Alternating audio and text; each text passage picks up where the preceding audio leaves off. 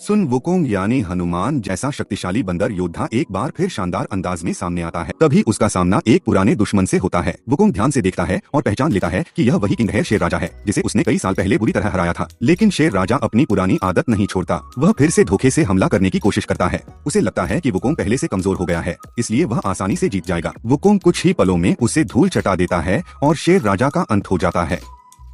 Wukong की ताकत देखकर इलाके की महिला सरदार उनका स्वागत करती है और स्वादिष्ट भोजन तथा आराम की व्यवस्था करती है। लेकिन वुकोंग को उसकी अचानक दिखाई गई मेहमानवाजी पर शक होता है, क्योंकि कुछ समय पहले वही लोग उन पर तीर चला रहे थे। बातचीत के दौरान पता चलता है कि यह जगह शितुओलिंग कहलाती है।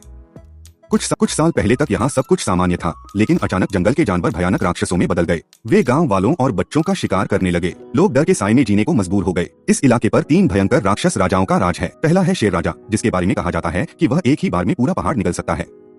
दूसरा है सफेद हाथी राक्षस, जो बेहद चालाक और लालची है। तीसरा और सबसे खतरनाक है स्वर्णपंखी गरुड़, जिसकी शक्तियां असाधारण हैं और जिसका संबंध सीधे स्वर्गीय शक्तियों से बताया जाता है। स्वर्ग के देवता चाहते हैं कि वुकोंग इन तीनों राक्षसों का अंत कर दे, लेकिन इस बार वुकोंग साफ मना कर देता है। उसे समझ आ चुका है कि कई बार राक्षसों से लड़ाई केवल न्याय के लिए नहीं, बल्कि देवताओं और बुद्धों की सत्ता की लड़ाई का हिस्सा होती है। जब देवताओं की बातें काम नहीं करती, तो वे वुकोंग के साथियों को मनाने की कोशिश करते हैं, लेकिन अब वे भी पहले जैसे भोले नहीं रहे। उन्हें एहसास हो चुका है कि उन्हें बार बार दूसरों के स्वार्थ के लिए इस्तेमाल किया जाता रहा है। इसी बीच एक बड़ा रहस्य सामने आता है। कहा जाता है कि इस इलाके को जानबूझकर राक्षसों की भूमि बनाया गया था, ताकि कुछ शक्तियां धरती पर अपना प्रभाव बढ़ा सकें। यानी इस पूरी कहानी के पीछे एक गहरी साजिश छिपी हुई है। लेकिन सबसे बड़ा खतरा अभी बाकी है। तीनों राक्षस राजाओं की नजर अब तांग सांजांग त्रिपिटक पर पड़ चुकी है। माना जाता है कि वह बुद्ध के प्रिय शिष्य का पुनर्जन्म है और उसका मांस खाने से असाधारण शक्ति और लंबी आयु प्राप्त होती है। यही कारण है कि तीनों राक्षस किसी भी कीमत पर तांग सांजांग को पकड़ना चाहते हैं।